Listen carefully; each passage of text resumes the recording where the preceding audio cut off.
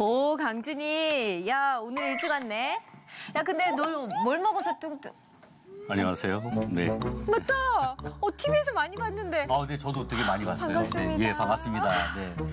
여기가 우리 그 성현 씨를 비롯해서 너무 목사님 말씀도 좋고 뭔가 굉장히 은혜로운 곳이라고 해서 제가 특별히 오늘 또 이렇게 성현 씨 뵈려고 제가 이렇게 탐방을 왔습니다. 오빠 그렇다면 진짜 잘 오셨어요. 아, 그래요? 근데요, 주변에서 오빠 그 아재 개그 좀 말려달라고 전화가. 아, 그래요? 말리려면 그 드라이기로 말려야 되는데 저는 자동 건조기로도 말리지 않는. 저기요, 예? 예? 목사님! 예. 목사님!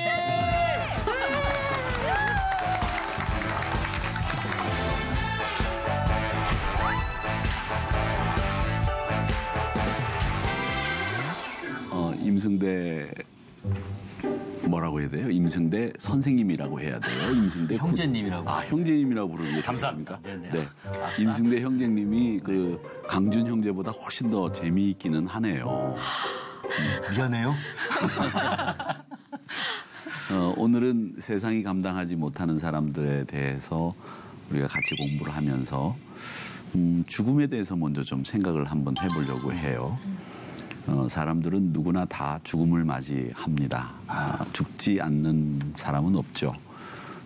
그렇게 죽음을 맞이하지만 사실은 우리 삶에 있어서 더 힘들고 어려운 것은 나이를 먹는 것에 대해서 요즘 많은 분들이 힘들어하시는 것 같아요. 자신의 육신이 변하고 또 정신이 변하고 또 환경이 변하는 것 때문에 적응을 하지 못하고 어려움을 겪는 분들이 굉장히 많으시더라고요. 근데 저희 믿음의 사람들은 항상 앞으로 우리가 맞이하게 될 죽음과 또 하나님께서 예비하신 나라를 생각하는 사람들 아니겠습니까? 그렇기 때문에 이 땅에 사는 동안에도 항상 죽음을 생각하면서 내 죽음은 어떻게 맞이할 것인가를 생각하면서 사는 것이 우리에게 좀 필요하지 않을까 이런 생각을 해봅니다. 그 역사가 중에서 헤로도투스라고 하는 사람이 있거든요. 그 사람의 책에 보면 이집트 사람들은 잔치가 끝나고 술이 거나하게 취했을 때 하인들을 시켜서 이 들것에다가 해골을 가지고 들어오게 한대요. 그래서 이제 이 해골을 가지고 들어와서 이제 잔치가 무르익었을 무렵에 그 술이 거나하게 취한 그 사람들에게 그 하인들이 해골을 들고 이렇게 지나가게 했다고 합니다. 근데 그 헤로도투스는 그 자기 책에서 그 이유에 대해서는 설명을 하지는 않아요. 그런데 저희가 생각을 해볼 때 아마 술이 거나하게 취한 그 잔치에 쾌락에 이제 쾌락에 젖어 있었던 그 사람들에게 해골을 보여줌으로 해서 너희도 이렇게 될 것이다 라고 하는 것을 암묵적으로 가르쳐 주거나 혹은 이렇게 즐거운 시간에도 우리가 죽음을 생각해야 되지 않겠느냐 이런 교훈을 주기 위해서 그런 일을 했는지 모르겠지만 이집트인들은 그런 의식을 이 파티가 끝날 무렵에 꼭 했다고 합니다. 죽음을 생각할 줄 아는 사람과 죽음을 생각하지 못하는 사람과의 삶의 질의 차이는 엄청나게 다르다라고 하는 것을 우리는 알 수 있는데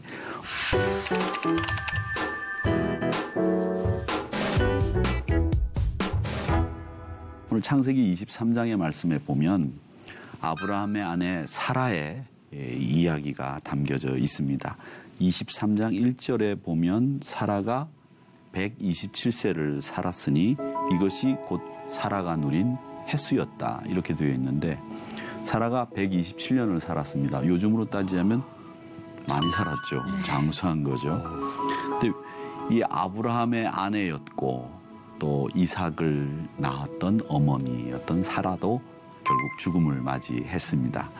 하나님의 약속의 씨를 낳고 사라가 죽은 거죠. 근데 이후에 아브라함도 죽고 다윗도 죽고 다 죽는 이야기들이 나오는데 이게 하나님이 정하신 원칙 그리고 삶의 원리다라고 하는 것을 히브리서 기자는 말씀하고 있는데 아브라함과 이 사라의 사이는 어땠을까? 부부금실이 좋았을까? 또 혹은 사실은 그 아브라함 가정에 보면은 이 아브라함이 인간적인 생각을 하잖아요. 야, 내가 이거 100세가 돼도 자식이 없는데 내가 이거 육신적으로 이제 빨리 자식을 낳아야 되지 않겠느냐 이렇게 생각을 해서 이집트로 내려갔을 때 얻어왔던 그 하갈이라고 하는 첩을 데려다가 이스마일이라고 하는 아들을 낳지 않습니까? 이런 것을 보면 그 남자들이 갖는 그리고 우리 신앙인들이라도 갖는 생각이 매우 인간적일 때가 있다라는 생각이 들 때가 있고 또 하나는 이런 일로 인해서 사실은 아브라함 가정에 풍파가 일어납니다.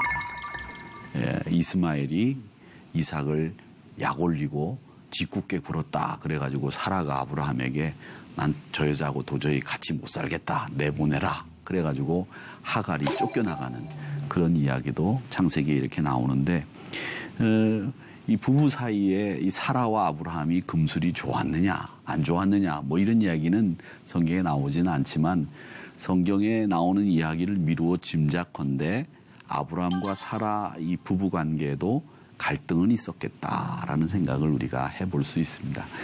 여러분들은 어떤지 모르겠지만 우리 성현 씨는 부부 금술이 좋으시죠? 좋습니다. 네. 좋습니다. 왜냐하면 소심하게 말씀하세요. 왜냐하면 제가 한 3년 6개월 정도 됐는데요.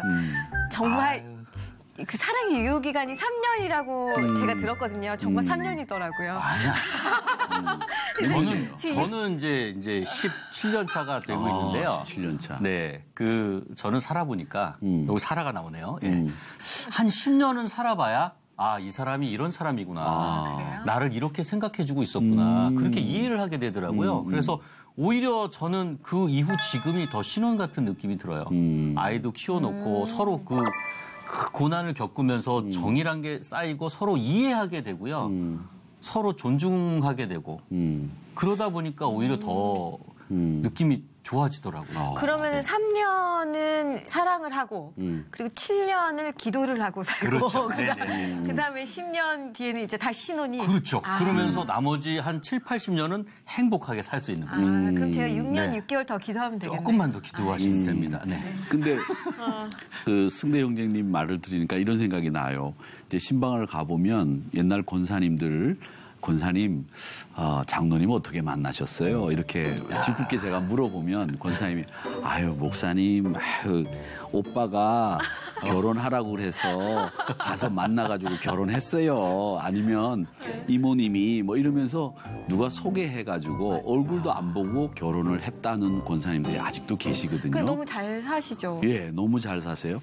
저는 그걸 보면서 이런 생각을 해요. 요즘은 이 결혼을 사랑하기 때문에 결혼하잖아요. 그런데 옛날 어르신들은 사랑하지 않고 얼굴도 안 보고 결혼하셨잖아요. 네. 그리고 난 뒤에 지금까지 평생 해로하시면서 잘 사는 이유는 그분들이 결혼하고 난 이후에 사랑을 가꾸어 가시고 사랑을 이루어 가셨기 때문에 저는 그렇게 사셨다고 보거든요.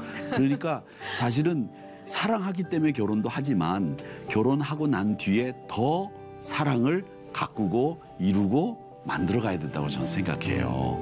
그러니까 그 옛날 어른들 얼굴도 안 보고 결혼했던 그분들의 얘기를 들으면 그렇구나. 결혼은 사랑하기 때문에 하지만 결혼 이후에도 더 아름다운 사랑을 만들어가야 되겠다. 이런 생각을 하죠.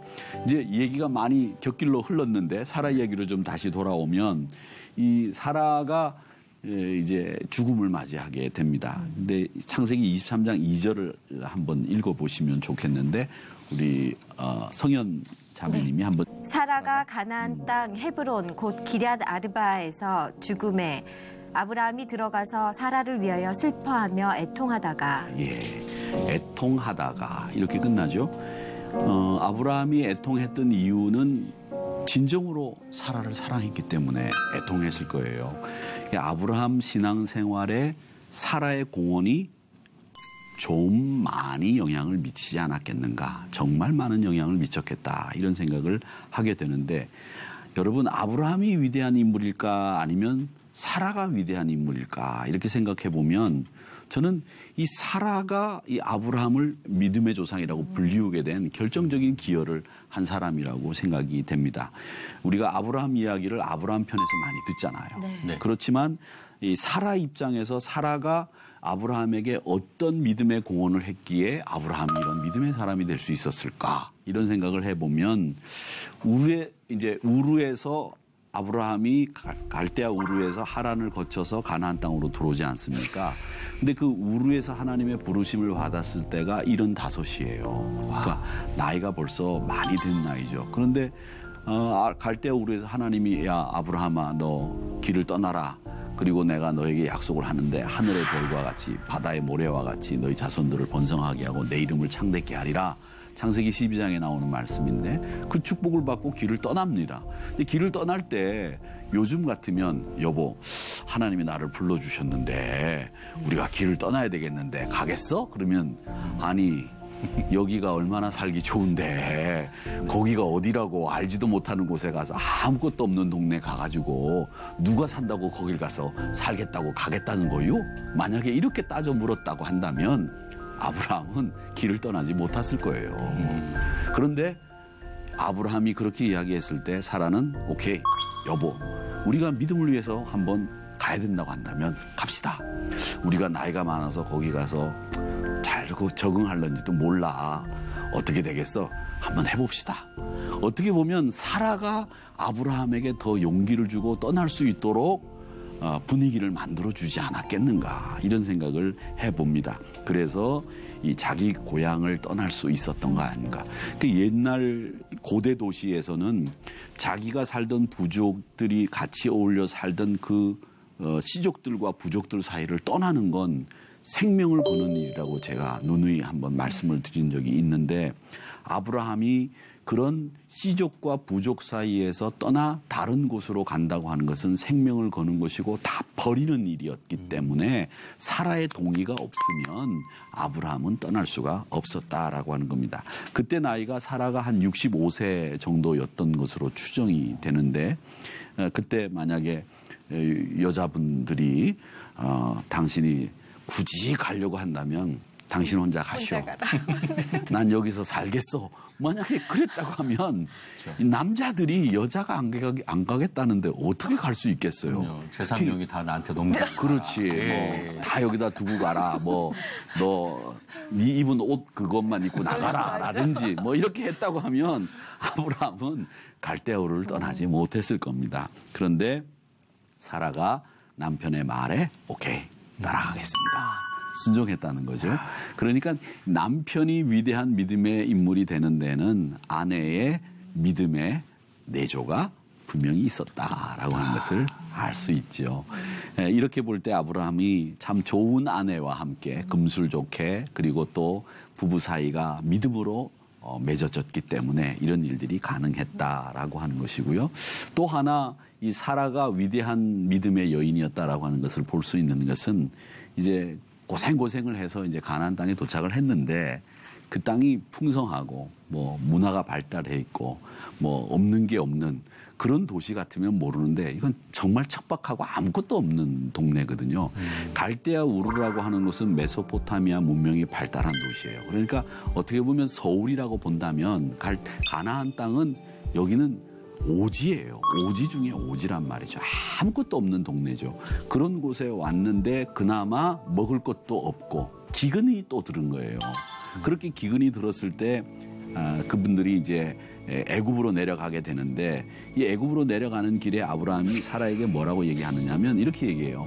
당신 참 이쁜데 내가 데리고 내려갔다가 애굽 사람들이 당신이 너무 이뻐서 당신을 차지하기 위해서 나를 누가 죽일 수도 있지 않겠느냐.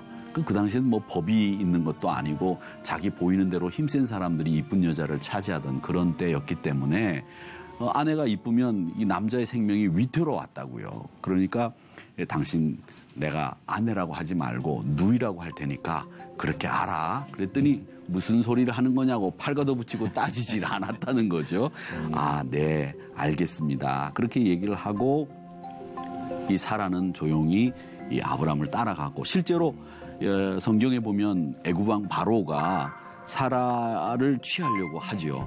근데 그렇게 취하려고 할 때 사라는 아무 소리 하지 않고 하나님이 꿈에 나타나서 애굽왕 바로에게 너 사라를 취하면 안 된다라고 하는 말씀을 듣고서 그 일이 중지되었지 사라는 모든 일에 순응하면서 살던 인물이었다라고 하는 것을 우리가 알 수 있습니다. 만약에 예를 들어서 제가 여자라면 제가 사라라고 한다면 야 그래 나 하나 지켜주지 못하는 이 사람을 남편이라고 믿고 가야 되느냐. 네. 이런 생각이 든단 말이죠. 남편이라면 적어도 어떤 상황에서도 나를 지켜줄 수 있는 사람이어야 되는데 내가 너를 못 지켜주니까 내가 너를 누이라고 할 테니까 그리 알아? 그런 말을 듣고 따라가? 참 바보 같은 여자가 사라였다. 그러나 그 사라는 남편의 뜻에 묵묵히 순종하면서 결국은 하나님이 우리 가족이나 이 아브라함과 우리 부부 사이를 어떻게 해서든지 제일 궁극적으로 좋은 곳으로 좋은 모습으로 이끌어 주실 거다라고 하는 믿음이 있었기 때문에 그 남편의 뜻을 순순히 따를 수 있었다라고 하는 겁니다. 또 이제 사라 이야기를 하나 더 하자면 만물의 상수리 숯불나무 밑에서 있었던 이야기인데 어느 날 남편이 얼굴도 모르고 뭐 생전 보지도 못한 손님들을 대접한다고 왔어요. 데리고. 근데 남자들이 왜 가끔 여자 허락 안 받고 친구들 데리고 우르르 집에 들어가면 큰일 나요. 큰일 나는 거죠. 네. 그건 그 집안이 이 풍비박산 나는 일이잖아요. 2년 동안 밥상이 달라진 거죠. 그렇죠. 네, 그렇죠. 네, 네. 그리고 뭐 며칠 그 썰렁한 냉기를 견디면서 지내야 되는. 북극입니다. 예, 그렇죠. 북극이죠. 이런 일들이 벌어지는데 이 아브라함이 이 남 모르는 사람들, 이런 사람들을 우르르 데리고 들어왔단 말이죠. 그러면서 손님 대접할 터이니까 그 아껴뒀던 밀가루 꺼내고 또 버터를 꺼내가지고 말이야 치즈를 꺼내서 음식을 좀 맛있게 한번 차려봐. 그렇게 얘기하니까 이제 그러면 이제 보통 여자들 같으면 여보 나 좀 잠깐 봐요. 뭐 이렇게 해가지고 뭐 저 부엌 뒤로 이렇게 가가지고서 아니 당신 정신이 있어 없어 뭘 믿고 지금 그러는 거야 뭐 이러면서 늙어서 뭐 밥 얻어 먹고 싶은 생각 있어 뭐 이러면서 이렇게 얘기할 텐데 이 사라는 거기서 바로 살진 송아지를 잡고 송아지까지. 예, 송아지까지. 그리고 음식을 준비해가지고 그 손님을 맞이했다는 거죠. 그러니까 이 사라가 이 살림살이라고 하는 게 우리가 뭐 저도 살림살이를 뭐 잘 안 하고 우리 승대 형님은 어떻게 하시는지 모르겠지만 저는 뭐 가끔 하세요. 예, 합니다. 아, 네. 청소, 저는 뭐 빨래, 네네네, 뭐 다 하네. 네. 참 좋은 현상인데 저는 아직도 좀 덜 돼서 예. 아직도 이 손가락 안 하는 부류에 속하는 그런 쪽이기 때문에 그렇게 이유를 좀 생각하셔야 돼요. 이유를 생각해야 되는데 아직까지도 제가 이렇게 이유를 생각하지 못하는 지혜롭지 못한 처사를 아직도 하고 있습니다. 이제 곧 바뀌어야 되리라고 생각하고 있고요. 아멘. 네. 네. 그런데 이 아브라함의 그런 처사에서도 이 사라는 말없이 그냥 감당하고 살림살이라고 하는 것이 사실은 그냥 뚝딱하면 하늘에서 음식이 떨어지는 거 아니잖아요. 그런데도 살진 송아지까지 잡으면서 이 남편이 음식을 준비하라는 대로 두말 없이 했던 것입니다. 그래서 이런 부분들을 보면 아하 사라가 참 대단한 여자다라는 생각이 들고 또 아브라함에게는 먼저 죽은 동생이 하나 있었어요. 그 죽은 동생이 있었는데 그가 남긴 아들이 누구냐면 롯이라고 하는 조카가 있었습니다. 말하자면 장조카에 해당되는 친구, 자기 조카 중에서 제일 큰 친구인데 이 친구를 항상 품고 다녔어요. 데리고 다녔고요. 또 좋은 땅을 차지하게 하잖아요. 야, 너희 목동하고 내 목동하고 싸우니까 네 목동들이 또 네가 볼 때 좋은 땅 차지해서 가라. 이렇게 숙부가 조카한테 먼저 제안을 하잖아요. 그러면은 요즘 말로 얘기하면 버릇이 있고 경우가 있는 친구라면 아닙니다. 숙부님이 먼저 택하셔서 가셔야죠. 그리고 제가 나머지를 택해서 가겠습니다. 이래야 되는데 이롯이라는 친구가 경우가 없어서 어떻게 하느냐면 아 그래요 삼촌? 그러면 제가 먼저 택하겠습니다. 그래서 소돔과 고모라 쪽에 그 에덴 동산 같고 물된 동산 같은 그 풍부하고 풍요로운 땅을 택해서 먼저 가지요. 그런데 우리가 보통 가정에서 생각을 하면 조카를 데려다가 품고 살고 데리고 키우고 요즘 말로 말하자면 공부 다 시켜주고 장가 보내주고 집도 사주고 이랬다고 한다면 여자들이 좋아할 사람이 누가 있겠냐는 거죠. 그 좋아할 사람 아무도 없어요. 요즘에는 시집 가는 숫자까지도 계산을 해가지고 사는 분들이 많다고 하는데 근데 사라는 그걸 이해하고 그걸 살림을 나눠주면서 이 롯을 키우는데 롯과 함께 하는 것을 아브라함이 그렇게 하는 것을 이해했다라고 하는 겁니다. 그래서 나중에 이제 부자가 되고 난 뒤에 그런 일들이 벌어졌었는데 이것뿐만 아닙니다. 남편이 100살이 되고 난 뒤에 아들을 얻었는데 자, 제가 지난 시간에 그 아브라함 이야기를 하면서 이런 얘기를 했어요. 아브라함이 하나님이 100세 얻은 아들 이삭을 데리고 모리아 산에 가서 바쳐라. 그렇게 얘기했을 때 아침에 일찍 일어나서 아들을 데리고 길을 떠나거든요. 근데 남자가 자기 아들을 제물로 바치라고 하는 하나님의 명령을 받고 이 아들을 나 혼자 만든 거 아니잖아요. 그렇죠. 그렇죠. 예. 사라하고 같이 만들었는데 사라의 아들이기도 하단 말이에요. 그렇다고 하면 여보, 하나님이 이삭을 바치라고 하는데 어떻게 하면 좋을까? 상의했어야죠. 그런데 아브라함은 그걸 하는 거예요. 상의를 하게 되면 사라의 마음은 얼마나 찢어질까. 또 상의를 했을 때에 사라가 만약에 노라고 했을 경우에는 하나님의 명령을 순종하지 못하게 된다. 이런 결과가 초래될 거다라는 생각을 한 거죠. 그래서 아브라함은 사라와 상의하지 않습니다. 그냥 아침에 이삭을 데리고 그냥 길을 떠나 버리는 거죠. 그렇게 함으로 해서 아브라함이 이 하나님의 말씀에 순종하도록 만들었고 사라는 아침 일찍 남편하고 아들이 길을 떠나는 것을 보면서 어떤 생각을 했겠어요. 나한테 상의를 안 하고 떠나는 저 남편하고 아들을 바라보면서 뭔가를 짐작했을 거라고 저는 봐요. 사람이 여자분들은 촉이라고 하는 게 있잖아요. 본능적으로 감각이라고 하는 게 있어서 정확하더라고요. 그렇죠. 그게 정확한데 그럼요. 예, 남자들은 그걸 무서워할 줄 알아야 됩니다. 무섭죠. 예, 무섭죠. 무섭습니다. 그런데 사라가 그 촉을 발동을 해서 짐작하건대 남편과 아들이 아침 일찍 길을 떠나는데 재물 없이 길을 떠난다? 이 뭔가가 모종의 썸띵이 있다. 하나님의 명령이 있었다든지 내가 알아서는 안 되는 정말 무서운 일이 있겠구나. 이걸 짐작했을 거라는 거죠. 그리고 난 뒤에도 사라는 아무 소리 하지 않고 그걸 기다리면서 믿음으로 인내하고 기도하면서 저는 이 아브라함이 또 이삭이 돌아오기를 기다리지 않았을까 이렇게 생각을 합니다.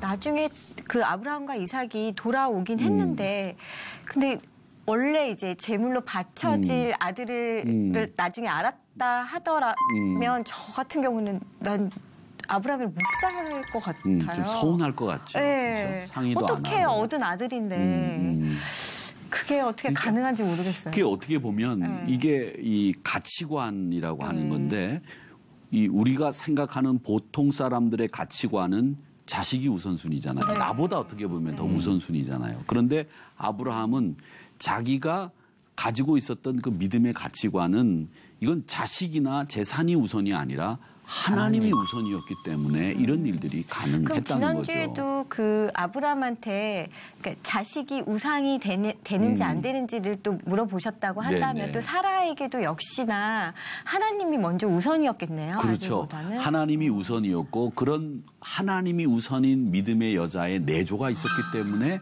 아브라함이 믿음의 위대한 조상이 될 수 있지 않았겠는가. 저희는 이렇게 보는 거죠.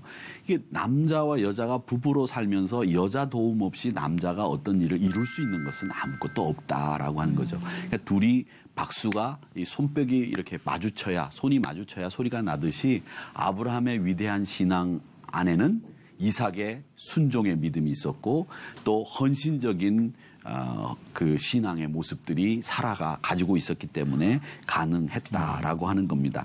그러니까 이 사실 저는 50이 이제 넘었는데 50이 넘어서 아내의 말을 듣지 않으면 거의 이제 이 우리 삶의 수준이 이 노숙자 수준으로 전락할 수도 있다. 뭐 이런 이야기도 지금 하고 있기 때문에 아내의 말과 내비게이션 말은 무조건 들어야 그렇죠. 되죠. 그러니까 여자 말을 안 듣는 사람들에게 있어서 주는 이 충고와 교훈이라고 저는 생각을 해요. 그러니까 아브라함 입장에서 보면 사라에게 이건 맞아도 몇 번 맞을 일이라고 생각합니다. 예. 정말 맞아도 정말 할 말이 없는 그런 이혼을 해도 일인데. 몇 번 이혼했을 그렇죠. 거예요, 진짜. 그럴 상황인데 사라는 아브라함을 타박하거나 원망하거나 또 아브라함에게 뭐 신경질을 부리거나 또 흔히 말하는 바가지를 긁지 않았습니다.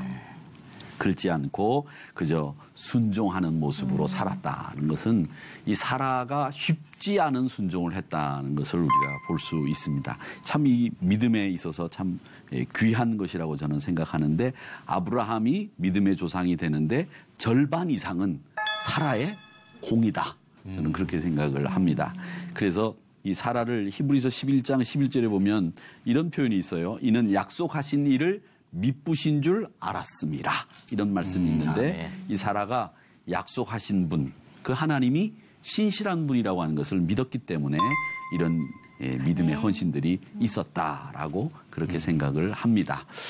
자, 이렇게 해서 사라 이야기를 정리를 해봤는데 우리 권사님들은 그래도 결혼 생활을 오래 하셨고 자녀들도 키우셨고 그렇기 때문에 나름 공감하시는 분들도 있으실 거고 네. 그런 생각이 들지만 성현 씨는 아직도 이해가 안 되는 부분들이 좀 있을 것 같아요. 아니 저랑은 다른 캐릭터라서 그렇죠. 저는 이제 남편한테 따지고 묻고 이거 왜 이래? 하면서 꼼꼼하게 이제 체크하는 편인데 어쩌면 그 바로 왕이 탐낼 정도의 미모를 갖고 있었잖아요. 예쁜데 어떻게 그렇게 순종도 잘했을까. 네. 그리고 그게 남편한테 순종을 한 것도 놀라운데 근데 그 깊은 마음속에 하나님께 이제 순종하는 그 모습이 너무 존경스럽고 저도 이제 사라를 본받고 싶다는 생각이 들었어요. 네. 순종만 네. 잘하고 믿음만 있으면 나머지는 다 갖추고 있으니까 노력으로 될까요? 저는 될 것 같아요. 될 것 같아요. 네. 할 수 있을까요? 지금 잔소리를 해갖고 적응하게 해야지 나중에 잔소리하면 남편이 나간다니까. 지금부터 길을 잡아. 저처럼 돼요 이렇게 착하게. 네. 알겠습니다. 어쨌든 이 세상이 감당하지 못했던 인물 이 사라를 우리가 같이 오늘 공부를 했는데 하나님의 말씀에 대한 아브라함의 순종도 참 귀하지만 아브라함에 대한 사라의 순종도 귀한 것이었다라고 하는 것을 우리가 다시 한번 배우게 됩니다. 그래서 이런 믿음을 통해서 세상이 감당하지 못하는 믿음의 인물들이 다 되시기를 간절히 소망합니다. 감사합니다. 고맙습니다. 감사합니다. 감사합니다.